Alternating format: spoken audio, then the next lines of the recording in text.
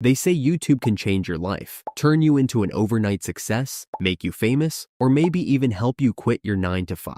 But no one really talks about what happens when you're just starting out. So, for 30 days, I decided to go all in. I uploaded videos, tried to get better, and spent hours editing videos. And let me tell you, this experience was nothing like the motivational success stories you see online. What really happens when you start from zero? Is it worth the time, the effort, or does it all just flop? Well, today I'm sharing the full story, the highs, the lows, and the stuff no one warns you about. And trust me, there were some surprises along the way, good ones and bad ones. And honestly, the results, they might not be what you expect. The first video, you'd think this would be the easiest part, right? It's not. Before you have to choose a niche and a style. So here's how it started. I sat down with my phone and created very bad YouTube shorts with CapCut. I didn't really have a script. I just wanted to get something out there. The goal was to stop overthinking and actually post something. When I finally uploaded that first video, I was hyped and waited to see how many views I would get. And then, nothing. No views, no comments, just nothing. I kept refreshing the page every few minutes, hoping the numbers would change. I mean, I knew it wasn't going to go viral or anything, but one view, just one, that's all I wanted. And then, out of nowhere, it happened. That glorious little number, one view. It was like the YouTube gods were telling me, hey, someone out there actually clicked on your video. Granted, it was probably me accidentally clicking on it while I was editing, but still, it felt like a small victory. After that first upload, I knew I couldn't stop there. I had to keep the momentum going, so I committed to uploading once a week, no matter what. But as you know, it wasn't as easy as I thought it would be. For starters, editing takes forever. I thought editing would be quick. Just cut a few clips and slap on some music, right? Nope. Turns out, trying to make something even remotely watchable takes hours, especially when you have no clue what you're doing. And don't even get me started on thumbnails. By the end of the first week, I had uploaded 2 videos and racked up a grand total of a couple hundred views. And honestly, I wasn't even mad. Sure, it wasn't much, but every one of those views felt like progress. It was proof that I was actually doing something instead of just thinking about it. The biggest lesson I learned in that first week wasn't about editing or thumbnails or even views. It was about just starting. This is my 8th YouTube channel I started. So even when it's messy and awkward and no one's watching and you are switching niches like crazy, that's the hard part. And if you can get through that, you're already ahead of most people. By the time week 2 rolled around, I felt like I was finally getting the hang of things. Or at least I thought I was. I'd made a few tweaks to my process, and I was starting to settle into a routine. But life has a funny way of keeping you on your toes. The first thing I realized was that just uploading wasn't enough. If no one clicks on your video, it doesn't matter how much effort you put in. So I started learning about things like SEO, keywords, and, of course, the freaking algorithm. I spent hours tweaking my titles and descriptions, trying to figure out what would make people actually click. It felt like a science experiment, but instead of lab equipment, I was using Tube Magic, which helped me a lot. By the middle of the second week, I'd gotten a few more views. Also, the first comments. Sure, it was something simple like, nice video, but it made all the hours of editing and thumbnail stress feel worth it. That's when it hit me. YouTube isn't just about the numbers, it's about connecting with actual people. Feeling motivated, I started thinking about what I wanted to create, not just what I thought would get views. It was liberating, but also kind of scary. What if people didn't like it? By the end of week 2, I got 33 new subscribers and 2,900 unique viewers. Week 3. This was the week everything started to feel hard. The excitement of starting something new had worn off, and the reality of just how much work goes into YouTube hit me like a ton of bricks. And the worst part, the numbers weren't moving much. At this point, I was uploading and trying my best to make my videos better, but the results weren't matching the effort. I'd see other creators with their "How I Got 1,000 Subscribers in a Week" videos, and I couldn't help but wonder, what am I doing wrong? Sure, people share tips, but no one can tell you exactly what's going to work for your channel. There were nights I stayed up until 2 a.m. editing, only to wake up the next day and realize the video still wasn't quite right. And you know what? I still uploaded it. And then, out of nowhere, one of my videos got a tiny bump in views. Not viral or anything, but enough to make me think, okay, maybe I'm onto something. That small win gave me the motivation to keep pushing. This was the week I almost quit. I felt stuck, like all my effort wasn't paying off. But then I asked myself, why did I start this in the first place? It wasn't for instant success. It was to learn, to create, and to see what I was capable of. And once I remembered that,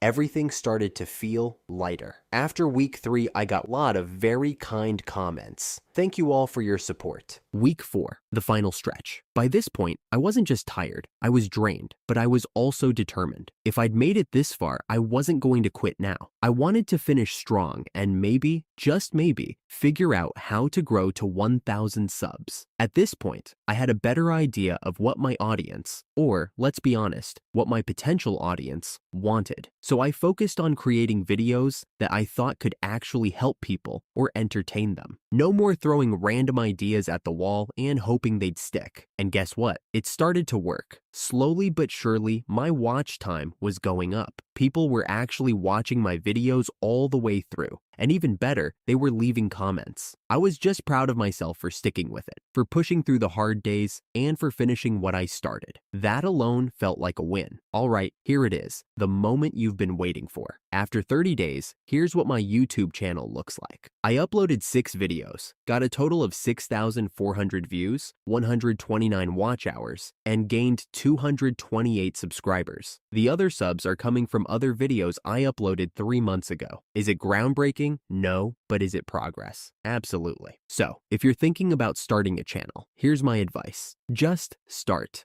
Don't wait for the perfect moment or the perfect setup, because those don't exist. The first step is the hardest, but it's also the most important. And if you're thinking about starting your own YouTube journey, I'd love to hear about it. YouTube isn't just a platform, it's a community. And if there's one thing I want to leave you with, it's this. The people who stick with it are the ones who win. Not because they're the best, but because they didn't give up. If you made it this far, thank you for watching and being part of this journey with me. You can now watch this video. If you're curious about what happens next, hit that subscribe button and let's figure it out together.